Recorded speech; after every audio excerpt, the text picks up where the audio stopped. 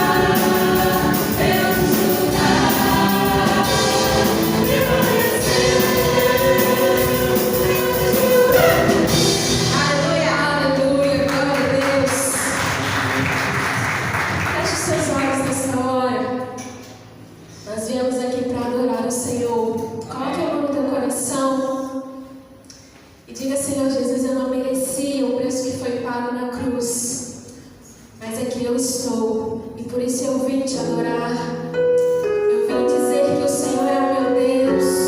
Eu vim me derramar, ó Deus, na tua presença, porque eu reconheço que foi pago um alto preço na cruz, por mim, pelos teus irmãos. E hoje nós temos vida, nós temos liberdade para te adorar. Nós temos, Pai, comunhão contigo. Isso tudo porque o Senhor nos amou primeiro. Vamos dizer isso.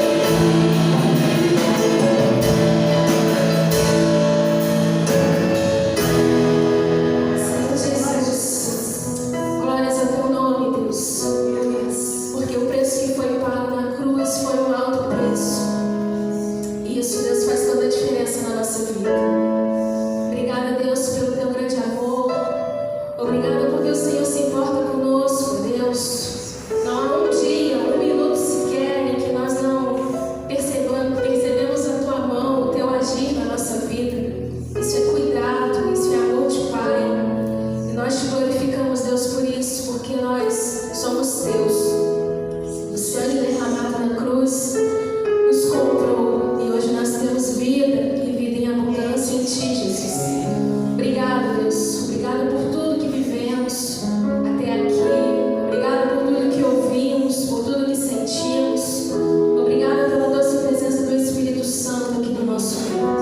Continue, Deus, a falar ao nosso coração. Continue, Deus, a preencher os espaços vazios que muitas das vezes encontram-se dentro de nós. Só o Senhor, só o Teu Espírito Santo pode fazer isso. E nós nos entregamos, Deus, nesta hora a Ti, nos consagramos a Ti e dizemos, Deus, que o Senhor é bem-vindo neste lugar. Recebe toda adoração, todo louvor, toda forma, Pai, de entrega, de culto ao Senhor nesta noite, que o Senhor possa receber. Pai, declaramos céus abertos neste lugar, sobre as famílias, sobre os lares, sobre as vidas que aqui estão. E declaramos, Pai, a bênção do Senhor sobre a vida de cada um que aqui está. Louvado seja o Teu nome, Deus, hoje, sempre, sempre, sempre. Amém e amém. Você pode se sentar. Irmão Gessi está com a palavra, logo após o pastor Fabrício.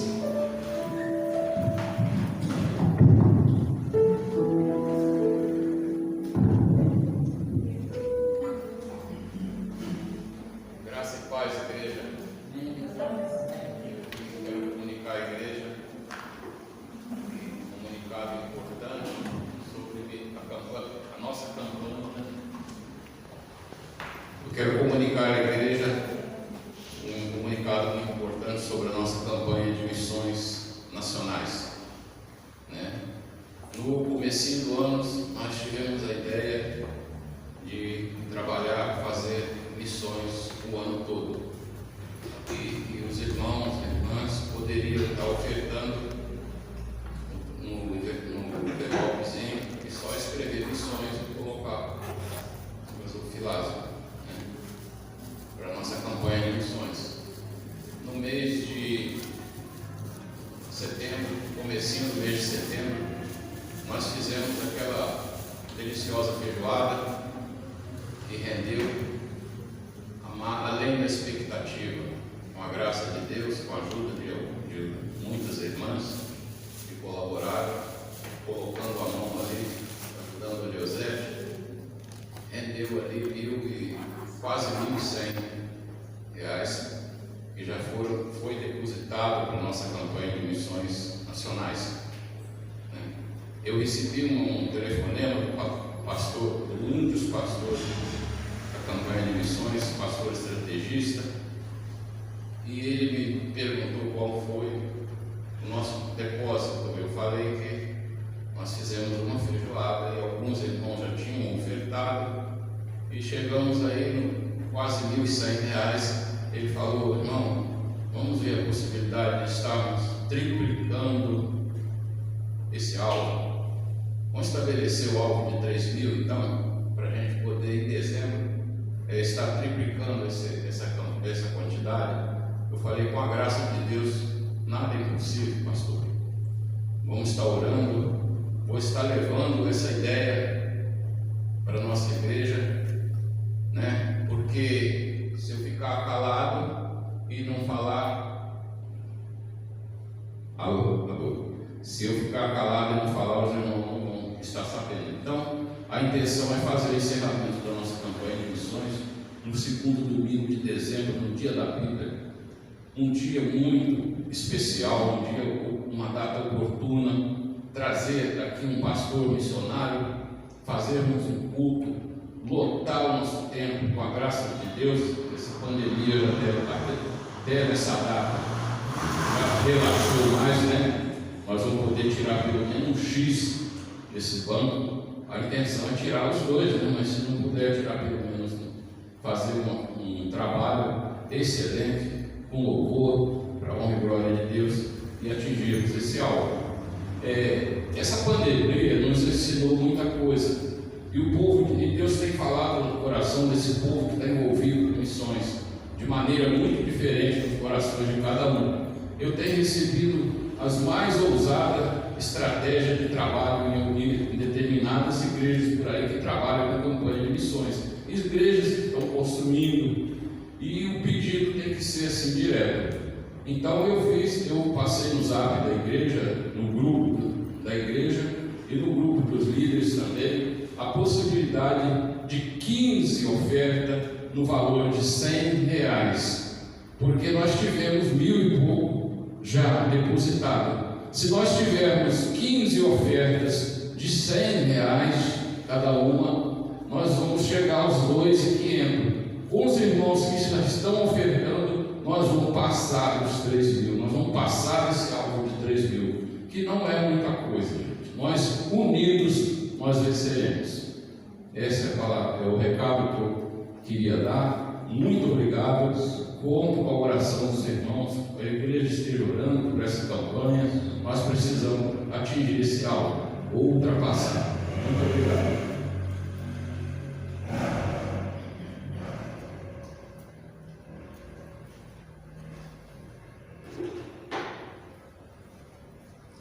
Graça e paz, irmãos. Amém? Amém? Amém? Aí sim. Daniel, capítulo de número 2, versículos 27 ao 28. Eu quero dar boas-vindas aos nossos visitantes, né? Nós temos alguns visitantes na casa. Carlos, Rose, bem-vindos ao nosso meio. Não sei se temos mais visitantes, eu acho que não, não é? Meus irmãos, nós começamos há alguns dias atrás a nossa série. Qual que é o nome da nossa série? Ih, tá ruim demais. Qual é o nome da nossa série? Quase ruim. Qual o nome da nossa série? Já está melhorando. Ouse ser firme. Meus irmãos, eu não sei, né? Tem alguns irmãos entre nós que gostam muito de livro, né? E sempre estão me pedindo alguma dica de livro, alguma coisa assim. A série ela é baseada nesse livro do Stuart Olliott, que é o Ouse Ser Firme, né? O nome do livro é o mesmo nome da série, né? E esse escritor, ele já é um pouco conhecido nós. Para aqueles que fizeram o Falando Bem, a escola de liderança, nós utilizamos um livro dele no Falando Bem, que é o Ministrando como Mestre. É o mesmo escritor e é um camarada que escreve assim de uma forma extraordinária. Esse livro é um livro que nos prende muito na leitura. Então, se você é uma pessoa que gosta de livro, é curiosa, né? Então você pode procurar esse livro que você não vai se arrepender. É um livro muito bacana. Daniel, o capítulo é o número 2, os versículos é o 27 até o versículo de número 28. Eu estou usando duas traduções, meus irmãos. Eu estou usando nessa noite a Mensagem, estou usando também a Revista e Corrigida, tá bom? Então os irmãos podem me acompanhar. Se talvez a leitura estiver um pouco diferente, é porque eu vou estar utilizando então duas traduções diferentes. Daniel, capítulo 2, versículo 27 a 28, o 28 apenas a parte A, e diz assim o texto da palavra do Senhor: Respondeu Daniel na presença do rei e disse: o segredo que o rei requer, nem sábios, nem astrólogos, nem magos, nem adivinhos o podem descobrir ao rei. Mas há um Deus nos céus, o qual revela os segredos. Ele, pois, fez saber ao rei Nabucodonosor o que há de ser no fim dos dias. Na tradução, a Mensagem diz: Daniel respondeu ao rei: nenhum homem pode decifrar o mistério do rei, quem quer que seja, sábio, encantador, mago ou astrólogo, mas há um Deus no céu que revela os mistérios, e ele me revelou. Ele está mostrando ao rei Nabucodonosor o que vai acontecer no futuro. Eu quero falar com os irmãos um pouquinho nessa noite sobre o sonho de Nabucodonosor, né? Nós estamos navegando nessa série pelo livro de Daniel, né? Essa série ela é toda sobre a história de Daniel e sobre seus amigos, Sadraque, Mesaque e Abidnego. E meus irmãos, agora nós somos reportados ao capítulo de número 2.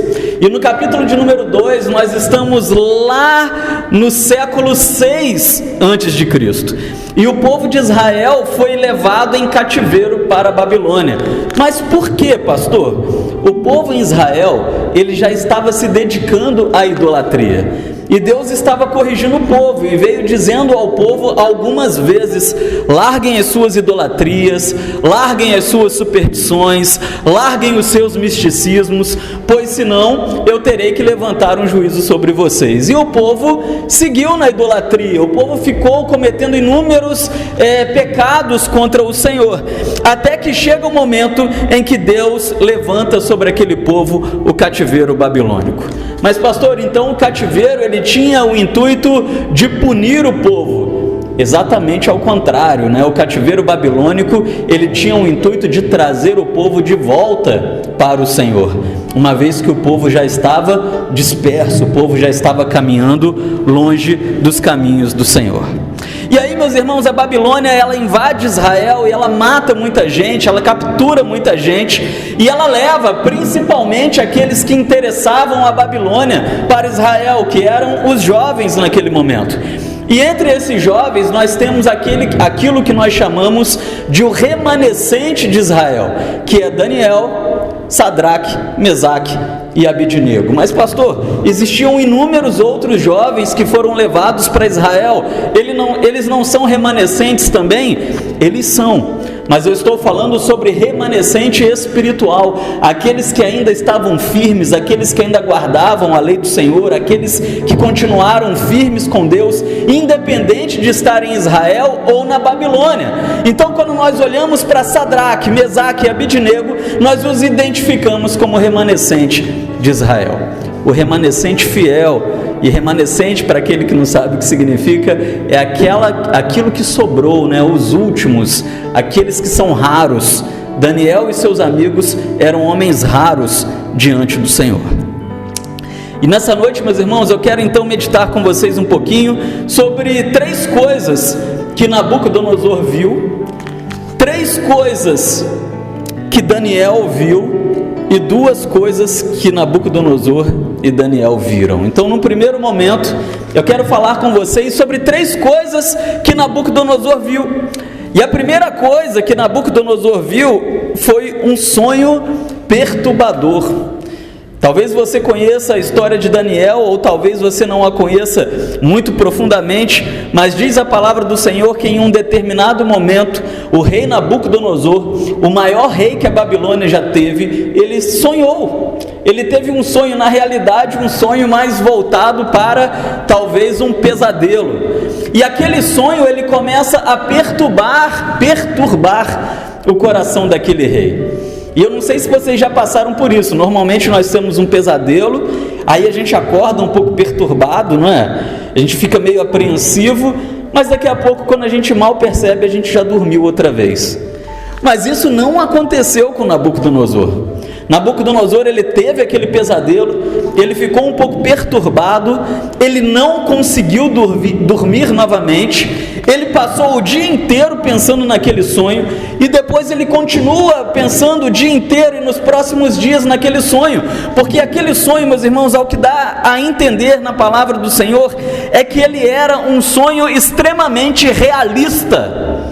A sensação que Nabucodonosor tem ao ter aquele sonho era que aquele sonho era algo extremamente real, e aquilo o deixa confuso, pois ele não sabe o significado daquele sonho e ao mesmo tempo com medo. Então Nabucodonosor ele teve um sonho perturbador. E aí, meus irmãos, o rei Nabucodonosor, ele tinha na sua corte os homens mais inteligentes do seu tempo. É por isso que quando ele traz os israelitas para a Babilônia, ele quer os homens mais inteligentes de Israel. Porque Nabucodonosor, ele gostava de estar cercado pelos sábios. E diz o texto que morava na corte de Nabucodonosor alguns astrólogos, alguns magos, alguns, vamos dizer assim, cientistas daquela época, homens extremamente inteligentes para a sua época. E aí, meus irmãos, é interessante que Nabucodonosor, ele fala que ele teve um sonho perturbador, mas ele não fala qual foi esse sonho. E imediatamente os sábios do palácio, eles aparecem diante de Nabucodonosor de uma forma arrogante, e eles dizem: conte-nos o sonho, que nós te diremos o que ele significa.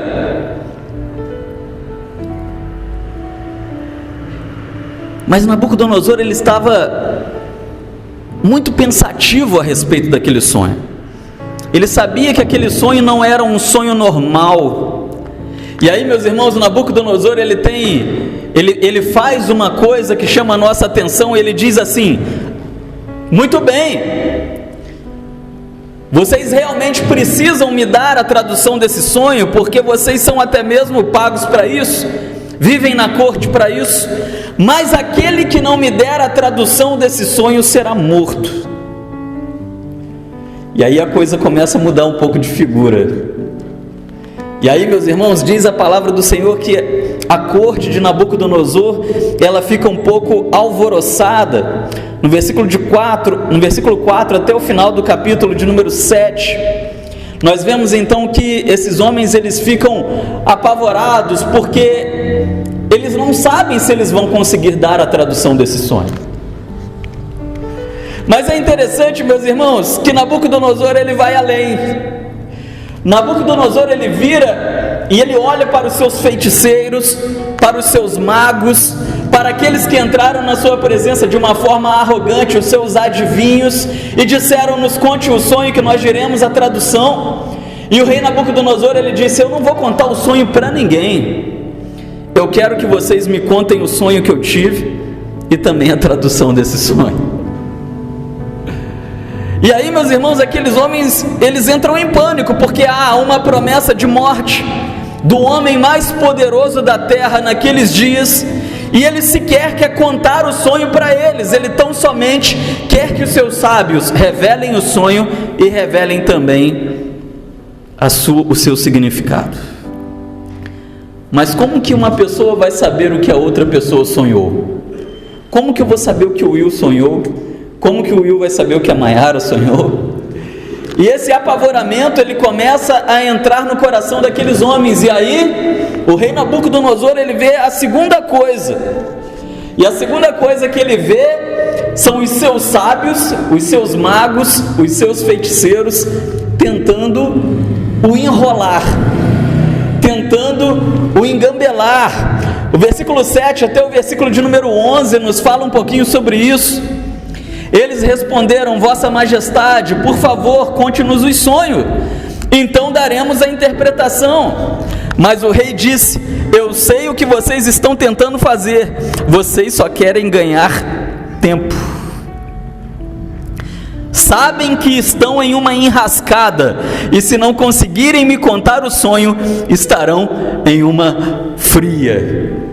Eu trouxe essa tradução hoje, meus irmãos, a mensagem, para nós podermos compreender um pouquinho melhor, não é? Ela nos traz um cenário um pouco mais claro daquilo que esses feiticeiros estavam vivendo. E o rei, ele começa a perceber que aqueles homens não tinham capacidade de adivinhar nada, nem de dar o significado de sonho algum. E apesar disso, o sonho continuava perturbando o coração do rei. Ele precisava saber o que aquele sonho significava, até mesmo por causa da circunstância daquele sonho. Normalmente, quando nós dormimos pensando em alguma coisa, nós acabamos sonhando com aquela coisa. E o rei Nabucodonosor, naquele momento, ao que dar a entender, ele dorme pensando no futuro do seu reino. Ele vai para sua cama pensando no futuro do seu reino, e aí ele tem um sonho que tira a sua paz, porque ele começa a pensar que aquele sonho tem alguma coisa a ver com o futuro do seu reino. E aí ninguém consegue explicar para ele o sonho, e ainda as pessoas ficam tentando enrolá-lo com medo de serem mortos. E aí Nabucodonosor, ele vê então uma terceira coisa, que aqueles bruxos, aqueles magos, ele percebe que os seus reis, os seus sábios, eles não tinham poder nenhum. Eles não tinham poder para nada. Eles entram de uma forma extremamente arrogante na sua presença. Eles entram com todo um modo de se comportar diante do rei, e esse modo muda. Esses homens começam a ficar acovardados, pois eles percebem que não têm capacidade alguma para interpretar esse sonho tão somente, e nem mesmo adivinhar algo que o rei não vai contar. E o rei, ele emite o seu decreto: será morto aqueles sábios, aqueles bruxos, aqueles feiticeiros que não conseguirem me contar o meu sonho e interpretar o meu sonho. É como se o rei estivesse dizendo: olha, vocês representam muitos deuses, vocês representam muitas entidades, mas agora eu quero saber, cadê o poder de todos esses deuses? Mas nós temos um problema. Nós sabemos, meus irmãos, que Daniel, nós aprendemos no nosso último encontro, Daniel, Sadraque, Mesaque e Abidnego são levados a viver na corte do rei. Eles passam por aquele período onde eles não se contaminam com os manjares do rei, e aí eles são integrados aos sábios do palácio. E se o rei emite um decreto de morte aos sábios da Babilônia, isso significava que Daniel e seus amigos também estavam com a corda no pescoço, porque todos os sábios da Babilônia, eles seriam mortos. O verdadeiro Israel de Deus, meus irmãos, poderia ser extinto. Os remanescentes, até mesmo aqueles que se mantiveram fiéis, aqueles que não se contaminaram com os manjares, eles estavam ameaçados. E o rei, ele pensa: para que tantos sábios se ninguém consegue trazer paz ao meu coração? E aí, meus irmãos, nós chegamos então a Daniel.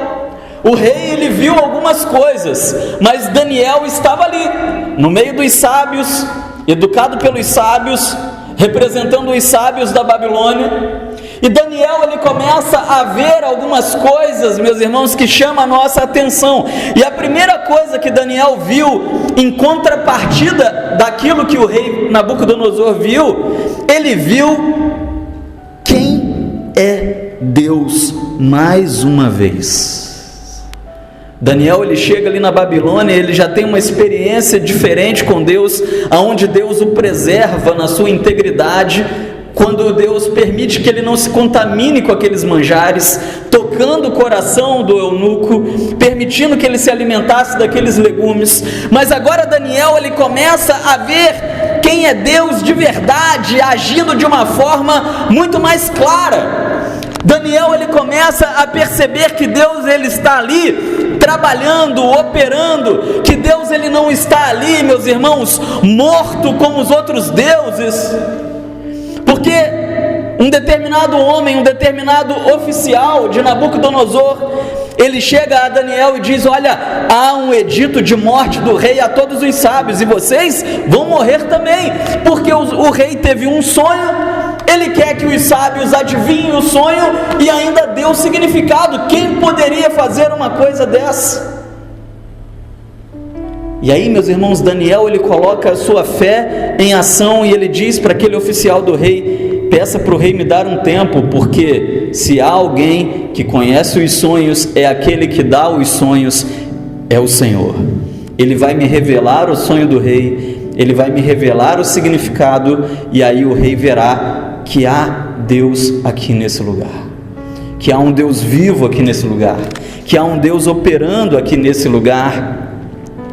E aí, meus irmãos, Daniel, aquele oficial, ele vai conversar com Nabucodonosor, e Nabucodonosor, ele começa a ficar interessado naquilo, ele começa a ficar empolgado com aquilo. Ele diz: olha, se há um sábio, se há um Deus entre tantos deuses que pode me contar o sonho que eu tive, sem que eu falasse, e pode me dar esse significado, eu quero saber quem é esse profeta, quem é esse homem, quem é esse Deus. E aí, meus irmãos, o rei dá esse prazo para Daniel, e você sabe o que Daniel faz? Você sabe o que ele faz? Versículo 17 e 18 aí do capítulo de número 2. Daniel, ele tem uma postura, uma atitude de um verdadeiro servo do Senhor. Daniel, ele procura o remanescente de Israel, o remanescente fiel. Ele vai atrás de Sadraque, Mesaque e Abednego, e ele chama aqueles homens para a oração. E eles começam a buscar o Senhor. Versículos 17 e 18. Daniel foi para casa e contou aos seus amigos Hananias, Misael e Azarias, Sadraque, Mesaque e Abednego, o que estava acontecendo. Ele pediu que orassem ao Deus dos céus por misericórdia para solucionar aquele mistério e assim pudessem escapar da morte. E é ali que começa, meus irmãos, é ali que Daniel começa a ver que Deus está de fato com eles. É ali que Daniel começa a ver claramente o agir de Deus. É ali que Daniel ele começa a ver que Deus não havia os abandonado ali naquela Babilônia, naquele lugar de paganismo, de pecados, mas eles começam a orar. E diz a palavra, meus irmãos, que Deus ele dá o significado. Versículo 19, naquela noite a solução do mistério foi revelada a Daniel numa visão. E Daniel louvou ao Deus dos céus. Amém? Daniel ele começa a ver, meus irmãos, que Deus era diferente realmente daqueles deuses da Babilônia, pois ele estava operando. Daniel ora com seus amigos e ele tem a visão, e ele sonha a mesma coisa que o rei sonhou. E Daniel então ele chega na presença de Nabucodonosor e ele diz: a partir de agora eu vou contar para o rei o que o rei sonhou. E aquilo, meus irmãos, toca o coração de Nabucodonosor. Isso é um consenso entre os teólogos e os historiadores, que nesse momento Nabucodonosor ainda ele não se converte, ele ainda não se rende a Deus, mas aquilo toca o coração de Nabucodonosor e chama a sua atenção, porque haviam muitos sábios, haviam muitos bruxos, haviam muitos magos, representando muitos deuses, e nenhum daqueles homens tiveram coragem de chegar diante do rei e dizer: a partir de agora eu vou dizer para vossa majestade o que o Senhor sonhou. Como alguém poderia fazer uma coisa assim? Como alguém poderia chegar diante do rei e dizer assim: a partir de agora, ainda que o Senhor não tenha contado para ninguém o seu sonho, eu vou contar para o Senhor o que o Senhor sonhou? E só por isso, meus irmãos, se Daniel ele fizesse apenas isso, nós já estaríamos vendo um milagre assim extraordinário. Mas Daniel ele vai além, ele diz: e após isso, eu vou te dar o significado do seu sonho.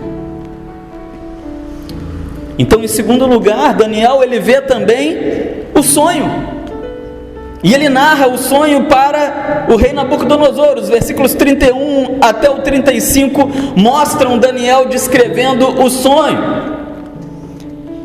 E Daniel ele começa a dizer para o rei, ele diz: olha, o Senhor sonhou com uma grande estátua. A estátua ela era gigantesca, a estátua ela era tão grande que ela trazia pavor e medo ao coração daquele que chegava perto dela.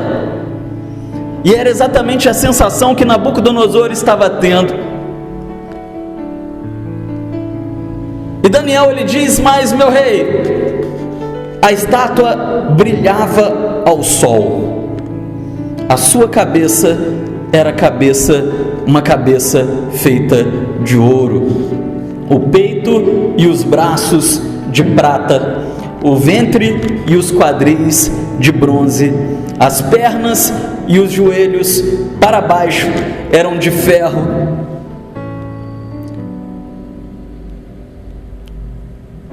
os dedos e as demais partes, como os pés, eram uma mistura de ferro e de terra e de barro. E então, meu rei, uma pedra, prestem atenção nisso porque isso é muito importante, uma pedra muito pequena, ela apareceu e ninguém sabia dizer de onde aquela pedra veio, e ela acertou a estátua, e a estátua se esmiaçou, e ela virou pó, e veio um vento e levou todo o pó embora, e nada sobrou daquela estátua. E a pedra começou a crescer, e a pedra crescia, e crescia, e crescia, e ficava maior do que casas, maior do que prédios, maior do que cidades, maior do que montanhas. E aquela pedra se torna em algo inabalável.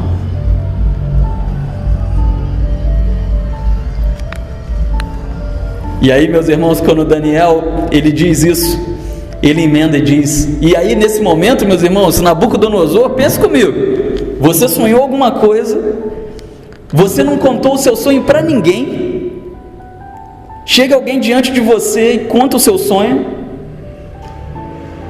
O escritor sagrado, ele nos diz que nesse momento o rei, ele já está emocionado, abalado, ele percebe, aquilo toca o coração do rei Nabucodonosor, que de fato o Deus dos hebreus era diferente dos outros deuses. Ele nunca havia presenciado nada assim. Mas Daniel emenda, ele diz, e agora eu vou te contar o significado do seu sonho. E eu fico pensando, meus irmãos, como que será que fica o coração de Nabucodonosor naquele momento? Vocês já pensaram? Ele dorme pensando sobre o futuro, ele tem um sonho perturbador, aquilo tira a paz dele, e agora ele está prestes a descobrir o significado daquele sonho. E Daniel, ele diz, a cabeça, meu rei, a cabeça de ouro, ela é um império, e na realidade ela não é a Babilônia, ela é o Senhor, e ela passará, e depois do Senhor virá mais um reino, e depois virá mais um reino, e depois virá mais um reino, e aí virá um quarto reino. Esse reino se dividirá, e aí surgirá essa pedra, e essa pedra estabelecerá um reino, e esse reino não terá fim. A visão que o Senhor teve é uma visão sobre as coisas do fim. E meus irmãos, de fato, depois do rei Nabucodonosor e da Babilônia, se levanta a Medo-Pérsia, e depois se levantam 3 outros reinos, e aí, meus irmãos, como quarto reino depois de Nabucodonosor, se levanta o reino romano, um reino forte, porém dividido, e naquele momento surge aquele ao qual Jesus disse, eu sou a pedra, sobre essa pedra edificarei a minha igreja. Amém? Eu falei para você prestar atenção porque a pedra não tinha uma origem, não havia como saber de onde ela veio. E aí em João, no capítulo de número 1, nós vemos que a palavra nos diz que Jesus, que é a pedra, ele existia antes da própria criação, porque por ele foi criada todas as coisas, e todas as coisas foram criadas por ele, sem ele nada do que existe se fez. E quando a palavra fala sobre isso, ela compara Jesus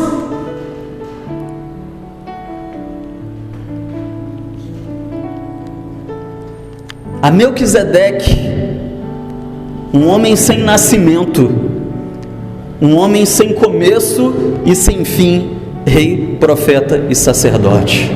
Então, meus irmãos, o que Nabucodonosor estava vendo naqueles dias, e de fato ele tinha todos os motivos do mundo para ter o seu coração perturbado, era a visão das coisas do fim, era uma visão, meus irmãos, que narra dos dias que viria Jesus Cristo, aonde Roma começaria a ruir, porque é um reino dividido, até o momento onde se estabeleceria o reino messiânico da pedra, que é Jesus Cristo, aonde a igreja está sendo edificada, e essa pedra, ela começa a crescer, porque a partir do nascimento de Cristo, o reino começa a crescer, e ele continua crescendo ainda hoje, e ele crescerá ainda mais, e ele não terá fim.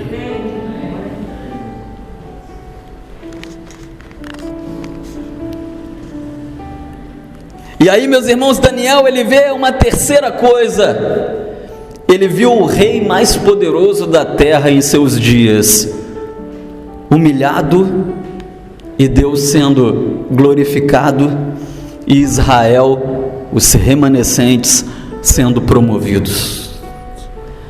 Daniel, ele não espera uma coisa dessa, mas o rei se coloca de joelho diante de Daniel, como quem querendo adorá-lo, do versículo 36 para o 37, apesar do autor bíblico ele não narrar, dá a entender isso, que Daniel ele não aceita aquela adoração. Então Nabucodonosor ele dedica uma adoração ao Deus dos hebreus,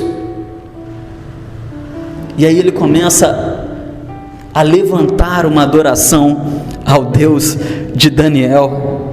E é como se Nabucodonosor estivesse dizendo: olha, aquilo que aconteceu aqui nesse dia, isso que está acontecendo aqui nesse dia, nem um mago da Babilônia, nem um sábio, nem um bruxo, ninguém conseguia prever. As palavras de Daniel tocam o coração de Nabucodonosor, porque momentos antes de dar essa revelação a Nabucodonosor, Daniel diz para o rei, Daniel vira na cara do rei, e ele diz para o rei: isso que o Senhor quer, ninguém pode fazer, ninguém pode adivinhar o sonho de alguém. E Daniel emenda: a não ser um Deus, o Deus que dá os sonhos, pode me revelar os sonhos, pode me revelar a interpretação. E ele começa a contar o sonho, a interpretar, e eu fico imaginando, meus irmãos, como que isso cai como uma bomba na cabeça de Nabucodonosor. A palavra nos diz que Nabucodonosor ele percebe que os seus sábios queriam enrolá-lo, então ele lança essa promessa de morte para prová-los. E aqui Nabucodonosor ele vê então a sua provação caindo por terra, porque Deus levantou um homem e esse homem fez um milagre na presença dele. Nabucodonosor sabia que era impossível alguém descobrir aquele sonho, mas eu fico imaginando como que as palavras de Daniel ficam ecoando na cabeça de Nabucodonosor. Isso que o Senhor quer é impossível ao homem, mas não é impossível para Deus, para o Deus que dá os sonhos. E aí eu quero concluir, meus irmãos, falando agora sobre algo que Daniel e Nabucodonosor viram juntos. Primeiro, Daniel e Nabucodonosor viram juntos que a palavra de Deus, ela é verdadeira. Amém? Ele falou que ia revelar e revelou mesmo. Ele falou que ia falar o significado e falou o significado mesmo. E nós, meus irmãos, talvez estamos vendo a concretização daquela visão que Daniel não viu a concretização, o rei não viu a concretização, mas a palavra diz que Nabucodonosor creu naquela palavra.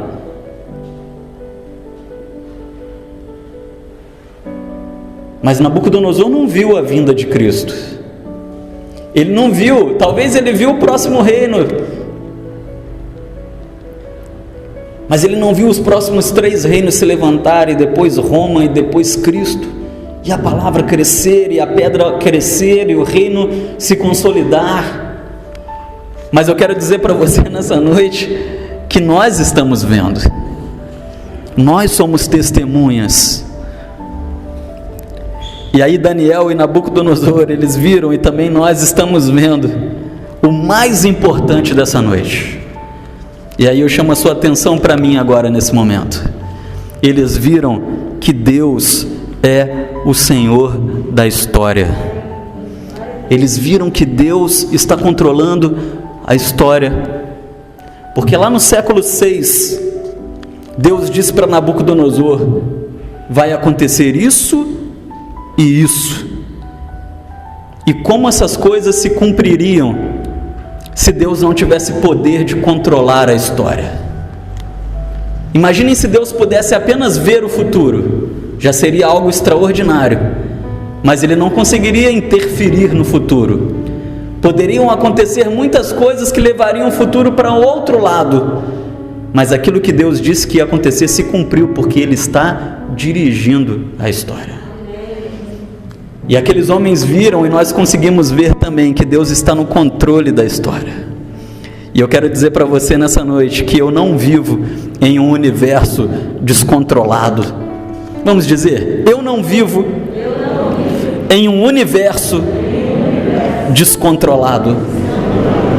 E o que Deus quer mostrar para Nabucodonosor naquele evento, e Ele mostra para Daniel, Sadraque, Mesaque e Abednego naquele evento, e Ele nos mostra por meio daquele evento, é que Ele está no controle de tudo, inclusive das nossas vidas, inclusive do nosso futuro, inclusive da nossa história. Ele esteve, Ele está e Ele estará para sempre, porque Ele é o governo eterno. Ele é aquela pedra que veio e não se sabia de onde, e que começou a crescer, e que se estabeleceu, e crescerá, e tem crescido, e vai crescer ainda mais, dia após dia, pois ela é eterna, e o reino do Senhor não tem fim. Ele é o governo sobre a nossa vida, Ele é o governo sobre o mundo, Ele dirige a história, Ele tem dirigido a história, e é por isso que Ele nos lança um desafio nessa noite, o mesmo desafio que Ele lança a Daniel e seus amigos, e eles aceitam aquele desafio.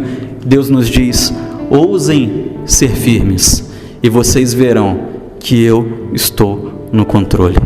Vamos ficar de pé, vamos orar, vamos falar com o Senhor.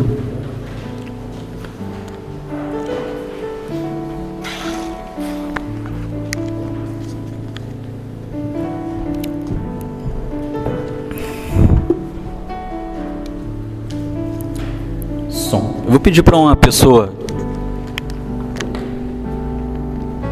uma pessoa fazer essa oração nesse momento, chamar o Jefferson. Jefferson, por favor, faça essa oração por nós.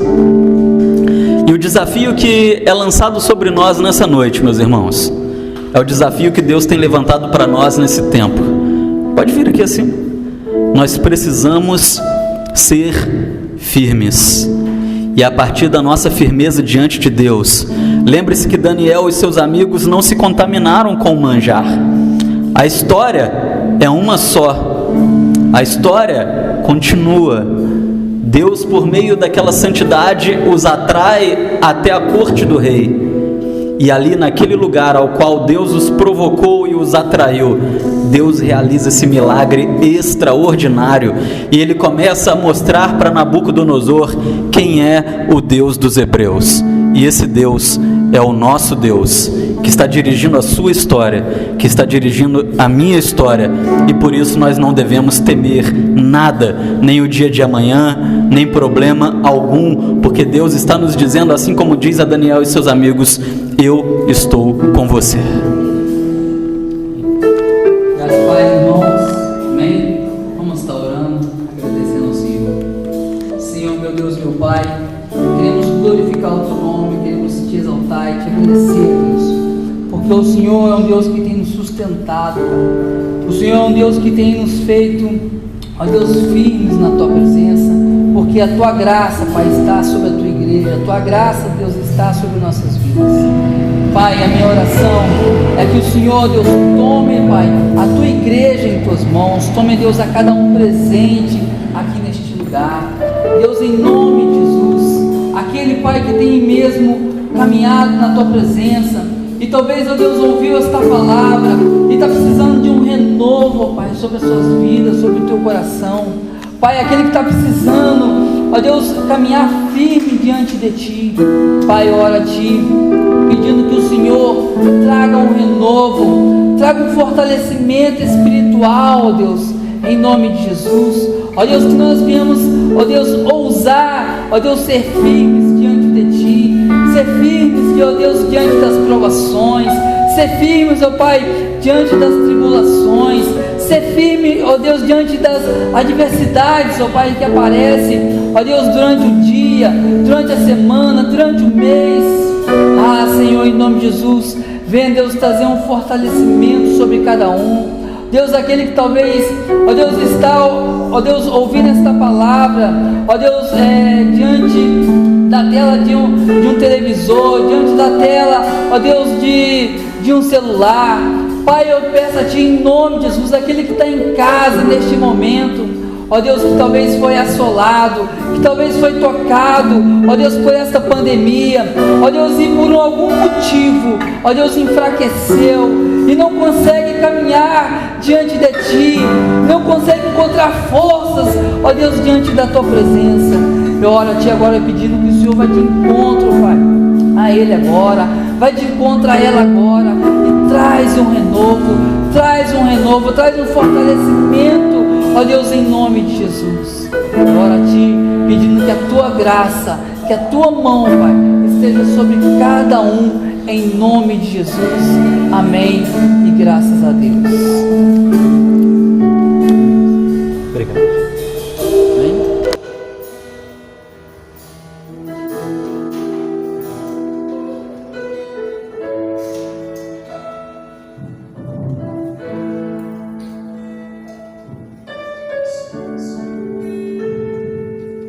Aleluia. Amém. Ministério de Louvor, vocês têm motivos para louvar o Senhor? Igreja, vocês têm motivo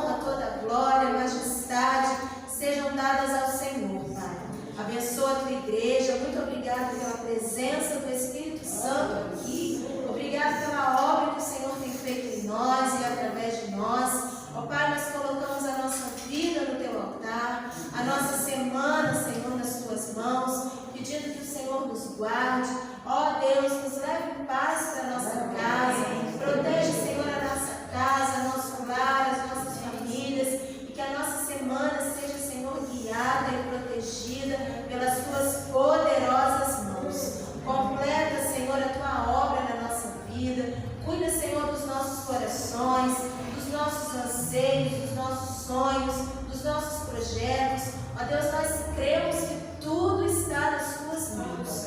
Nós cremos que o Senhor tem o controle de todas as coisas. E a Tua obra, Deus, o melhor o Senhor fará na vida de cada um que está aqui nesta noite. Recebe o louvor, recebe, ó Deus, a adoração. Abençoa, Senhor, o Teu povo. Abençoa, Senhor, a Tua igreja reunida. Ó Deus, aonde quer que esteja cada irmão, que o Senhor esteja abençoando a cada um.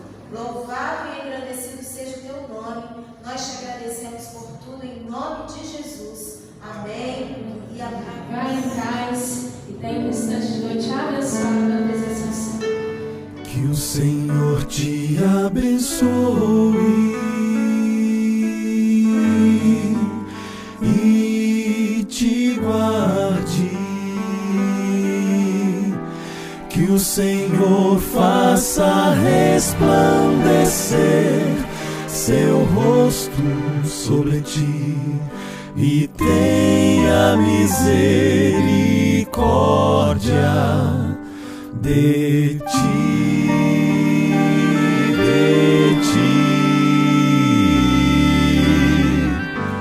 Que o Senhor sobre ti levante o seu rosto